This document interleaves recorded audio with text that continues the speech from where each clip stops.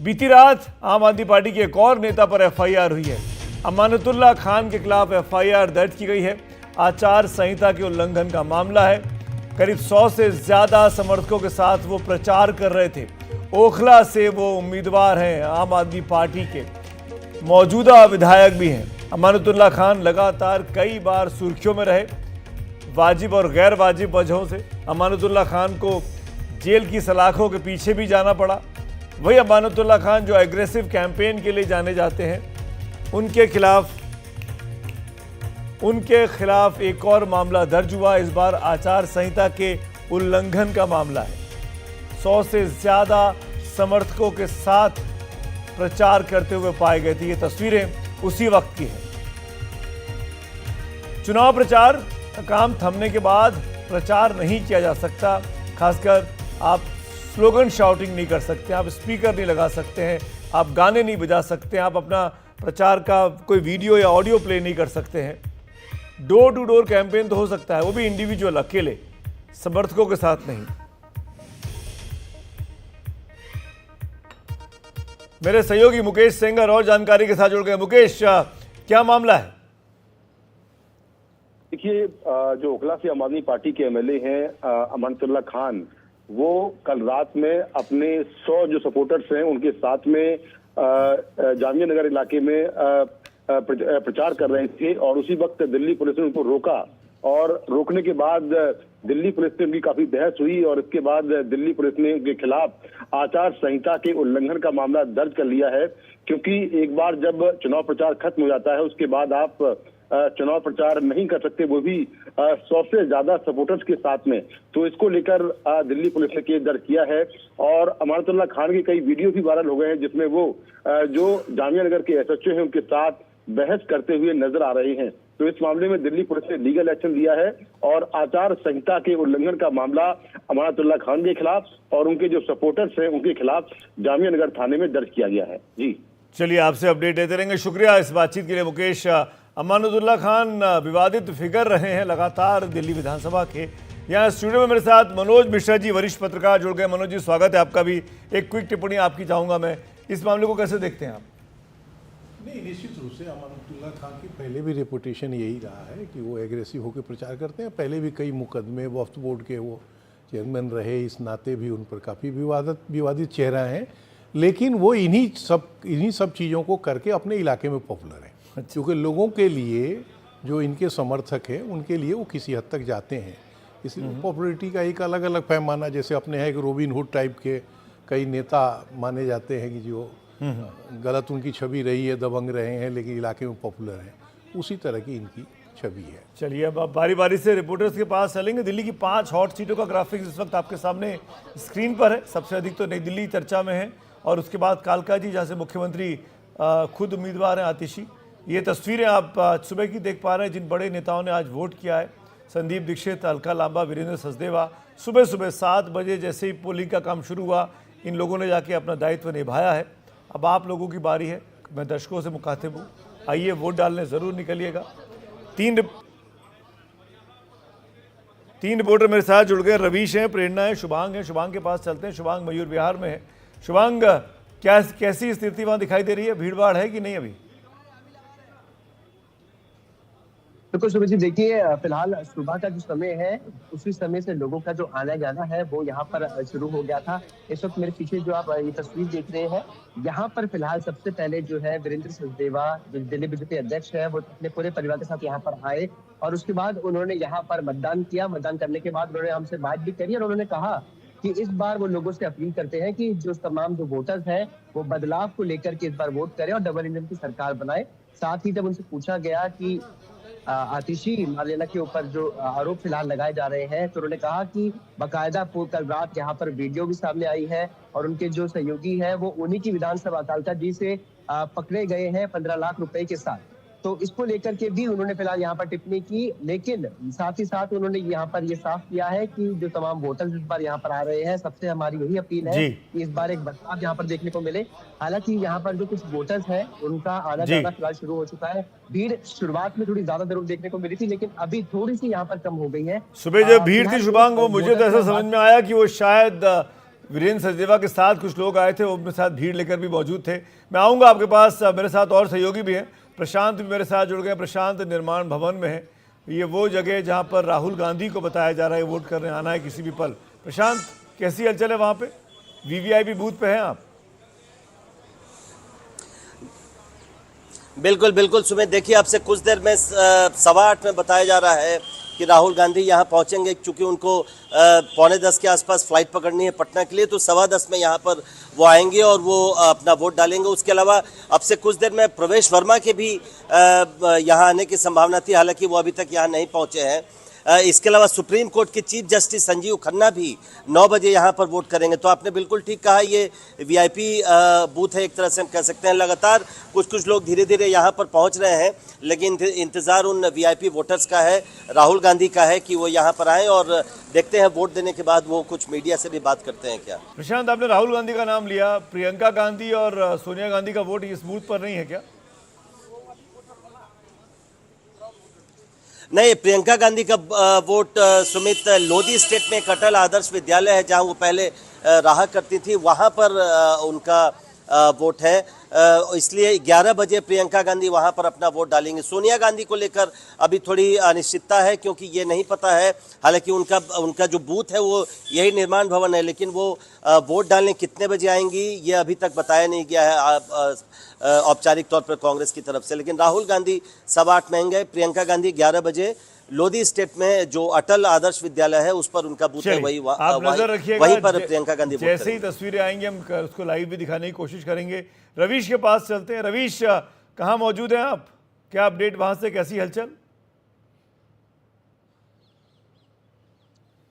जी देखिए, नई दिल्ली विधानसभा में बहुत ऐतिहासिक ये स्कूल है। अभी कुछ देर के बाद में अरविंद केजरीवाल और जो डिप्टी सीएम रहे हैं मनीष सिसोदिया, वो यहाँ पर आएंगे। लेकिन एक बहुत खास तस्वीर मैं आपको दिखाना चाहूँगा सुमित, यहाँ जो लोग भी वोट डालने आ रहे हैं उनको जो है वो पौधे दिए जा रहे हैं, और प्रदूषण एक बड़ा मुद्दा दिल्ली के विधानसभा चुनाव में रहा है, तो इसके वजह से ये जो पौधे हैं इसका भी अपना एक महत्व है।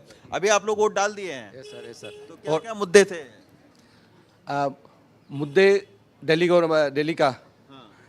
का देखिए, एक तो पानी, अच्छा पानी होना चाहिए। अभी क्या हालत है? नहीं, अभी तो पानी तो आ रहा है, हम तो गवर्नमेंट कोटा तो चला अच्छा मिलेगा, लेकिन आउटसाइड गवर्नमेंट कोटा तो अच्छा पानी जाना चाहिए। That is one of the important मुद्दा है। और रोड में इतना ट्रैफिक हो जाए, ट्रैफिक कंट्रोल बहुत करना पड़ेगा। Other traffic and pollution, that is another important मुद्दा। अच्छा, आप तो युवा हैं, आप क्या क्या मुद्दे लेकर अभी वोट डालने गए? जी, मेरे लिए तो मेनली पोल्यूशन है, क्योंकि जो हम आज सांस ले रहे हैं आज की डेट पे बहुत हानिकारक है हमारे जैसे युवा के लिए। जो नए बच्चे भी आ रहे हैं, दिल्ली में जन्म ले रहे हैं, ओवरऑल इंडिया में आप देखा जाए तो दिल्ली एनसीआर सबसे ज़्यादा प्रदूषित है। मैं ये भी मुद्दा है मतदाताओं के बीच में जी। तो हम सोच रहे हैं कि मौसमी समस्या के तरीके से नहीं, ये ऐसी चीज़ है क्योंकि ये आपको इमीडिएटली अफेक्ट नहीं करती, तो इसलिए शायद लोगों को लगता है कि इतना इम्पोर्टेंट नहीं है, बट हर आदमी का कम से कम 5 से 6 साल उनकी आयु कम हो रही है। तो यही वजह है सुमित, देखिए पौधे दिए जा रहे हैं, जो भी वोट डालने आ रहा है उसको पौधे दिया जा रहा है। और एक और खास बात मैं दिखाऊं, ये जो सड़क है फिरोज शाह रोड पर जो अरविंद केजरीवाल हैं वो रहते हैं, और कुछ ही दूरी पर 100 मीटर की दूरी पर प्रवेश वर्मा का बंगला है। दोनों अड़ोसी पड़ोसी हैं, लेकिन धुर सियासी विरोधी हैं। पूर्व मुख्यमंत्री का मुकाबला 2 पूर्व मुख्यमंत्रियों के बेटे से है। इस सीट पर सारे देश की निगाहें लगी हुई हैं, क्योंकि यहाँ के जो मतदाता हैं वो राहुल गांधी, प्रियंका गांधी, प्रधानमंत्री, केंद्रीय कई सारे मंत्री हैं, वीवीआईपी इलाका है, तो यहाँ की सीट पर बहुत ज्यादा निगाहें लोगों की लगी हुई है। 2 बार से लगातार अरविंद केजरीवाल अपने विरोधियों को 25-30 हजार वोटर जो वोट हैं उनके अंदर वो रख रहे हैं, यानी उनका बड़ा मार्जिन से वो जीतते रहे हैं। इस बार देखना तो होगा, कांटे का मुकाबला अरविंद केजरीवाल के लिए भी। रवीश, अपडेट्स लेते रहेंगे आपके पास। प्रेरणा के पास चलना चाहूंगा। प्रेरणा, क्या आप सुन पा रही हैं हमको कुछ? प्रेरणा, कहाँ हैं आप? क्या अपडेट वहां से? पब्लिक आ रही है कि नहीं आ रही है? जी सुमित, इस वक्त मैं सदर बाज़ार विधानसभा क्षेत्र में मौजूद हूँ, और सुबह जब वोटिंग स्टार्ट हुआ था तब तो यहाँ पे भारी भीड़ देखने को मिली थी। हालांकि अभी जो है धीरे धीरे लोग जो हैं वो अभी यहाँ पे कम देखने को मिल रहे हैं, लेकिन इस वक्त हमारे साथ एक सीनियर सिटीज़न मौजूद हैं जो अभी वोट दे के निकले हैं। क्या मुद्दे हैं इस बार जनता के? मुद्दे यही हैं कि बस आदमी को बिजली पानी की सप्लाई मिले और क्या है कि सड़कों पे सफाई रहे। वो जितनी गंदगी रहती है जिसकी कोई हद नहीं हमारे इलाके में। और क्या है, और देखो अब जो गेहूँ मिलता है आदमी को, आम आदमी को जो गेहूँ मिल रहा है उसमें गेहूँ कम होता है, उसमें कूड़ा करकट ज़्यादा होता है। राशन देने वालों की कोई नहीं देखभाल करता कि भाई आप पब्लिक को क्या दे रहे हो क्या नहीं दे रहे। चावल मिलते हैं, चावल नहीं मिलते लोगों को।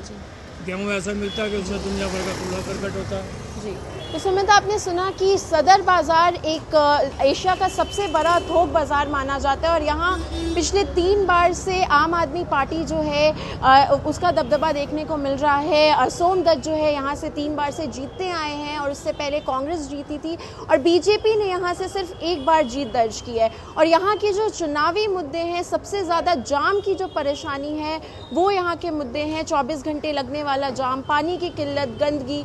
तो जनता यहाँ की इस बार इन्हीं मुद्दों पे वोट डाल रही है, खास करके जाम के मुद्दों पर और पानी की किल्लत पर। जी सुमित, पानी की किल्लत, जाम का मुद्दा, गंदगी, हाइजीन, साफ सफाई, ये बड़े मुद्दे निकलकर इस चुनावी कैंपेन में देखे गए। मनोज जी, क्या मैं एमसीडी जीतना आम आदमी पार्टी के लिए मुसीबत का सबब बन गया, क्योंकि आपके ऊपर ही जिम्मेदारी आ गई है? निश्चित रूप से। पहले ये कहने के लिए जैसे कि कहते थे वो काम नहीं करने दे रहे हैं, केंद्र सरकार काम नहीं करने दे रही है और नगर निगम में हमारा शासन नहीं है जी, इसलिए वो सहयोग नहीं कर रहे हैं।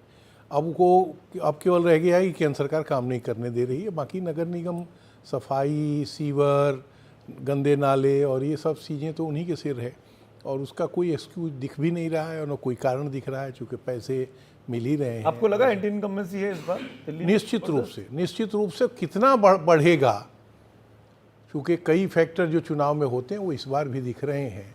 इसलिए ये कहना मतलब अभी जल्दीबाजी होगी कि आप तो लगातार दिल्ली कवर कर रहे हैं। अमिताभ तिवारी भी मुझे जुड़ गए हैं, एक और राजनीतिक विश्लेषक। अमिताभ, मैं आपके पास आता हूं, एक सवाल मनोज जी से लेना चाहूँगा। मनोज जी, आप लगातार सालों साल से दिल्ली को बहुत करीब से कवर करते रहे। 2015 का चुनाव हमने देखा था जब कांग्रेस पार्टी जो लगातार शासन में रहने के बाद 0 के आंकड़े पर आ गई थी। क्या ऐसी स्थिति पलटती हुई इधर है, क्योंकि वो भी एंटी इनकम्बेंसी थी ज़बरदस्त?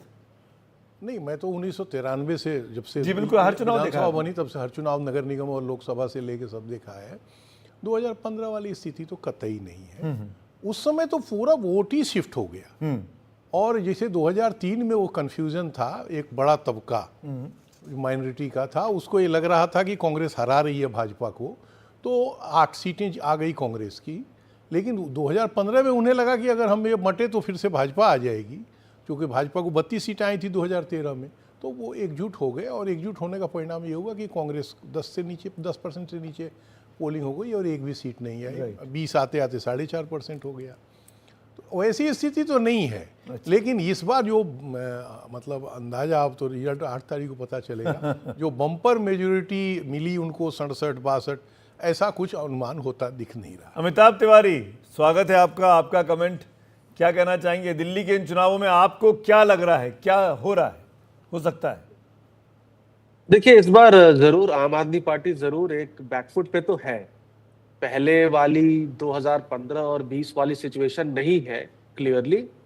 हालांकि उसका जो सपोर्ट बेस है गरीब और लोअर सोशियो इकोनॉमिक क्लास में, उसमें मजबूत है।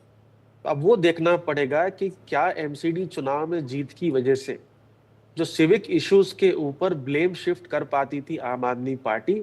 गंदगी अभी भी हम देख रहे हैं, आपने भी कवरेज किया है, जहां भी हम कवरेज देख रहे हैं अभी भी सिविक इश्यूज तो झुग्गी झोपड़ी क्लस्टर्स, अनऑथराइज्ड मैं टोक रहा हूं अमिताभ जी, आपको एक विजुअल डिस्क्राइब कर दूं। विदेश मंत्री एस जयशंकर साहब स्क्रीन पे मुझे दिखाई दे रहे हैं, वोट डालने आए हुए हैं। वीवीआईपी बूथ दिखाई दे रहा है। ये जयशंकर साहब विदेश मंत्री हैं देश के और अपना कर्तव्य निभा रहे हैं, अपना दायित्व निभा रहे हैं सुबह सुबह वोट करके।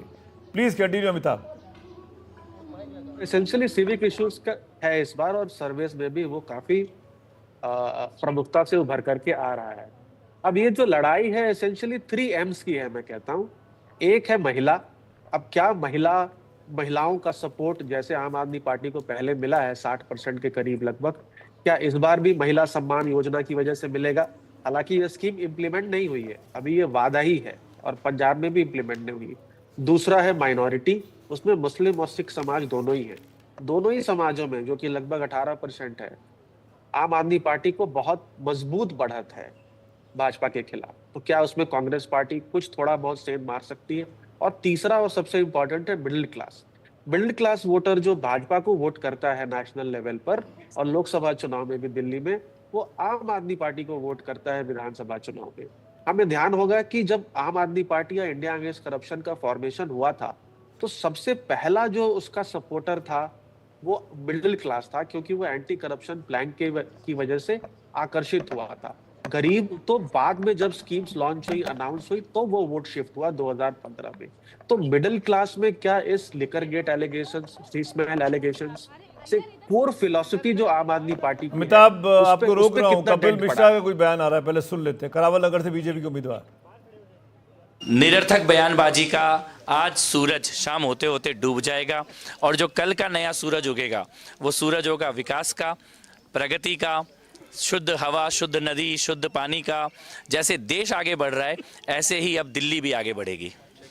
कपिल मिश्रा जी ने वोट, ये वही कपिल मिश्रा हैं जो आम आदमी पार्टी में बड़े करीबी हुआ करते थे आज से 10 साल पहले अरविंद केजरीवाल और उनकी कोर टीम के, लेकिन उसके बाद किसी बात पर मतभिन्नताएं हुई और अब कपिल मिश्रा भाजपा के साथ हैं और बीजेपी के दिल्ली के बड़े नेताओं में उनकी गिनती अब होने लगी है।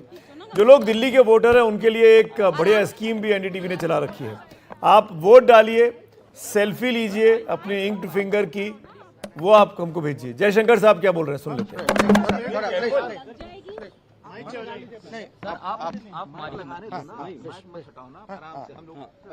सर क्या कहना चाहेंगे, आज दिल्ली की जनता निकले? You have always been an early voter. I have been early voter, a Delhi voter, and I think the public is in a mood for change.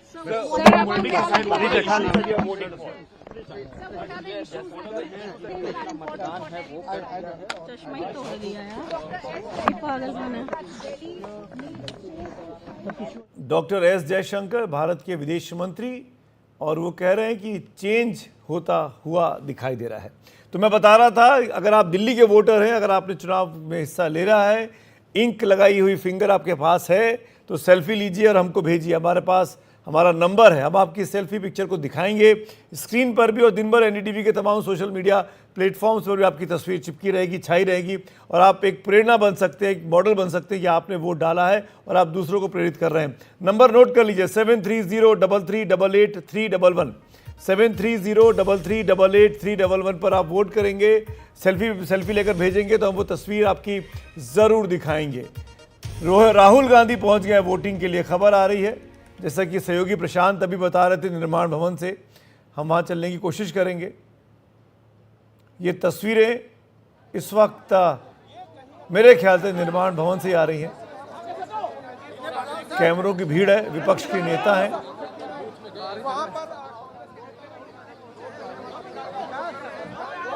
प्रशांत जुड़ गए मेरे साथ। प्रशांत, राहुल गांधी पहुंच गए? प्रशांत की आवाज नहीं आ पा रही, ऐसा पता चल रहा है क्योंकि वीवीआईपी मूवमेंट जब कई बार होता है जी तो... सुमित हाँ प्रशांत बोलिए, सुन रहा हूं मैं, आपकी आवाज आई। जी राहुल गांधी अभी कुछ देर पहले यहाँ पहुंचे हैं। वो निर्माण भवन के अंदर गए हैं और उनके साथ संदीप दीक्षित जो नई दिल्ली विधानसभा सीट से कांग्रेस के उम्मीदवार हैं। आप जानते हैं नई दिल्ली सीट के तहत ही ये निर्माण भवन आता है। तो राहुल गांधी पहुंचे हैं, उनके साथ संदीप दीक्षित भी यहाँ पहुंचे हैं और वो अब से कुछ देर में वोट करके निकलेंगे। तो जैसा अनुमान था 8:15 का समय बताया गया था, क्योंकि राहुल गांधी को आज पटना भी निकलना है पार्टी के कार्यक्रम के लिए। तो वो अब यहाँ पहुँच चुके हैं और इंतज़ार है वो बूथ के बाहर आए वोट डालकर, तब शायद मीडिया से कुछ कहें। ये कड़ा मुकाबला है यहाँ पर नई दिल्ली में और इसलिए संदीप दीक्षित भी साथ ही पहुंचे हैं राहुल गांधी के। तो दोनों नेता यहाँ पहुंच गए हैं। प्रशांत, अभी 6 महीने पहले चुनाव हुआ था, इसी निर्माण भवन में लोकसभा के लिए वोट डालने जब राहुल गांधी पहुंचे थे तो उन्होंने आम आदमी पार्टी को वोट दिया था। तब कांग्रेस और आप एक साथ थे, इंडिया ब्लॉक एक साथ लड़ रहा था, और आज 6 महीने बाद वो ऐसे व्यक्ति को वोट कर रहे हैं, संदीप दीक्षित को, जो शुरू से आम आदमी पार्टी का विरोध करता रहा। नहीं देखिए सुमित, ये विरोधाभास तो आपको कई और चीज़ों में भी दिखेगा। आपको याद है जब अरविंद केजरीवाल गिरफ्तार हुए थे शराब घोटाले में और हेमंत सोरेन झारखंड में भी गिरफ्तार हुए थे, तो इन दोनों की सॉलिडारिटी में रामलीला मैदान में यहाँ एक रैली आयोजित की गई थी इंडिया गठबंधन की तरफ से, मुझे जहां तक याद है फरवरी या मार्च के महीने में पिछले साल, और वहां पर राहुल गांधी सबसे प्रमुख वक्ता थे और उन्होंने बहुत बचाव किया था अरविंद केजरीवाल का, और यहां तक कहा था कि लोकतंत्र की हत्या हो रही है, बड़े नेताओं जो विपक्ष के बड़े नेता उनके खिलाफ साजिश रची जा रही है। लेकिन आज वही राहुल गांधी शराब घोटाले का आर्किटेक्ट बता रहे हैं अरविंद केजरीवाल और मनीष सिसोदिया को। तो चीजें काफी बदल गई हैं, जैसा हम कहते हैं गंगा में काफी पानी बह गया है। इस बार तो बिल्कुल आमने सामने है दोनों पार्टियां। तो अब इंतजार है, दोनों राहुल गांधी निकलेंगे तो मीडिया से क्या कहते हैं। प्रशांत, एक टिप्पणी और चाहूंगा, फिर मनोज जी मैं आपके पास आऊंगा। जब तक राहुल गांधी बाहर आए, होप की वोट डाल के आ जाएंगे। और वो ये कि संदीप दीक्षित और अरविंद केजरीवाल शीला दीक्षित के ज़माने में एक साथ काम कर चुके हैं। दोनों एनजीओ मोड के लोग थे। संदीप दीक्षित के एनजीओ के साथ प्रशांत और माफ़ करिएगा अरविंद और मनीष जाके काम करते थे उन दिनों में। एक तरीके से अरविंद को जो चस्का लगा राजनीति में आने का, वो शायद उसी संदीप दीक्षित के दफ्तर में बैठ के लगा। ये हम और आप सब जानते हैं। लेकिन मैं ये पूछना चाहूँगा, आज की तारीख में क्या टॉकिंग टर्म्स में है भी ये नेता? अरविंद केजरीवाल और संदीप दीक्षित अगर आमने सामने आ जाएं तो क्या होगा?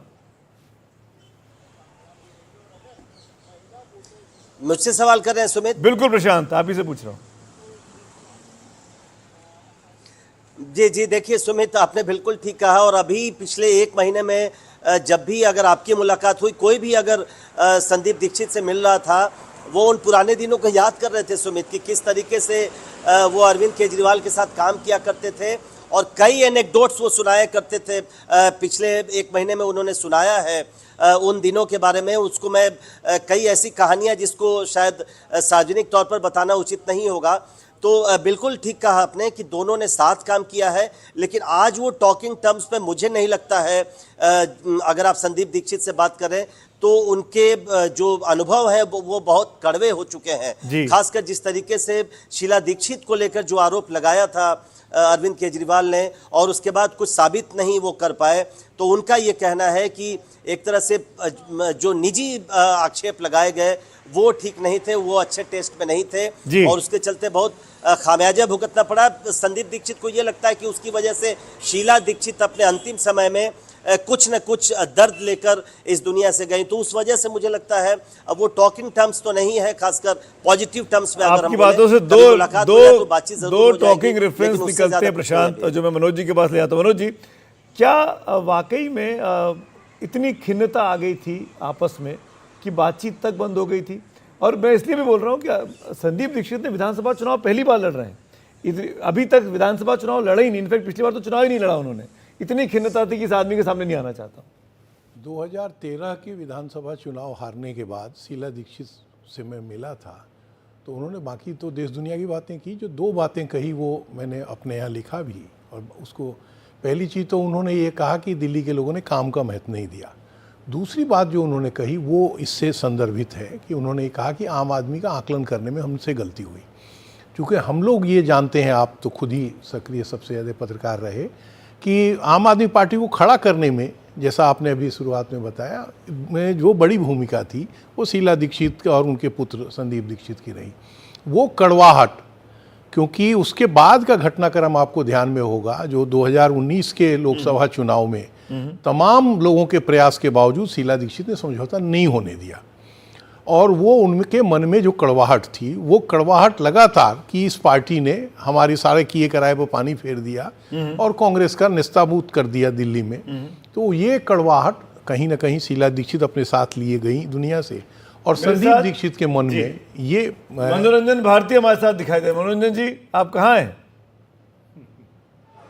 आप देख सकते हैं राहुल गांधी जो है वोट डाल के निकले हैं यहाँ पे, और ये कहा जा रहा था कि उनके साथ सोनिया गांधी भी आएंगी, लेकिन वो अभी वो थोड़ी देर 1-2 घंटे के बाद आएंगी। राहुल गांधी जो है अब यहाँ से सीधे उनको पटना जाना है, तो इसलिए उन्होंने अपने वोट जल्दी डाल दिए हैं। यहाँ पर हम निश्चित रूप से उनसे कुछ बात करने की कोशिश भी करेंगे। हेलो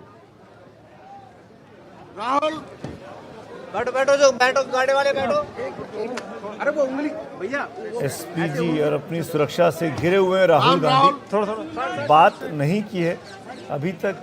कैमरा और रिपोर्टर्स इंतजार कर रहे हैं कि राहुल शायद कुछ बोलेंगे।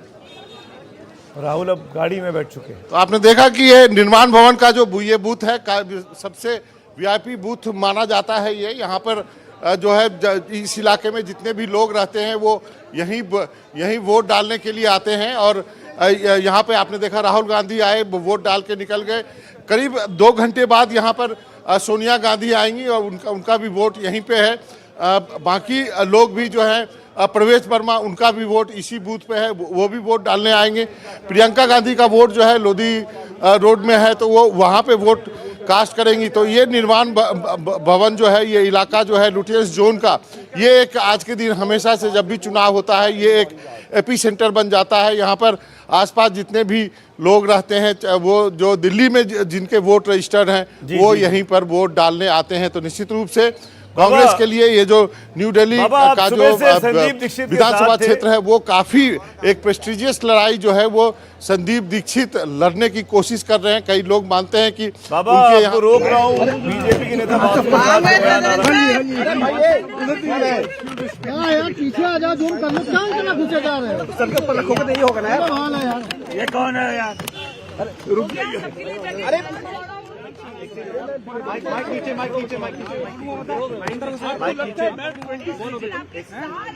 यार ये लाइट तो हटा इसमें से। अरे क्यों हटाओ लाइट?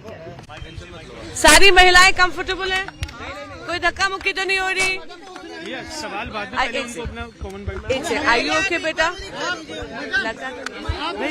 अभी भैया कहाँ ऊपर खड़ा करना चाह रहे? चलिए ऊपर खड़े हो जाते हैं। 1 सेकंड, थोड़ा सा जगह देंगे। यदि आप थोड़ा सा इन्हीं लोगों का ट्राइपॉड पीछे हो चुका है, किसी को नहीं। कहाँ ऊपर खड़ा करना चाहिए? ठीक है, यहाँ ठीक है। अरे सुनिए भैया, सब पीछे हो जाओ एक बारी में। यार बिल्कुल जगह नहीं है।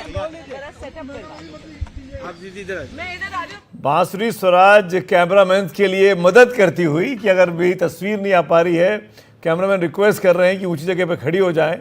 जैसे कुछ बोलेंगी हम आपको सुनाएंगे। वहाँ पे हमारा कैमरा मौजूद है, रिपोर्टर मौजूद है।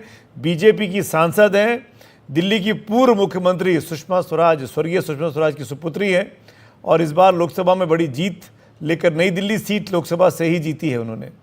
यहाँ इस नई सीट की वो सांसद हैं जिस पर राहुल गांधी और तमाम प्रियंका गांधी ने वोट दिया होगा उस जमाने उस वक्त में जब लोकसभा का चुनाव चल रहा था। 1 मिनट, रोड पे चलो ना। अरे रोड पे चलो यार। सुनते हैं। अभी फिलहाल वो बिल्कुल हम लगातार कोशिश कर रहे हैं, थोड़ा भीड़ बहुत। 1 सेकंड, आप जरा सा 1 सेकंड। दरअसल बांसुरी स्वराज की पूरी कोशिश है कि आराम से उनका साउंड रिएक्शन रिकॉर्ड हो जाए, तकलीफ में दिक्कतें में ना आए। एक तस्वीर में आपको केंद्रीय मंत्री हरदीप पुरी साहब भी दिखाई दे रहे हैं। मेरे ख्याल से वो बूथ पर बैठ गए हैं जाके बूथ वर्कर्स के साथ। ये वो तस्वीर है पोलिंग स्टेशन के बाहर जो बूथ लगाया जाता है, बस्ता कहते हैं।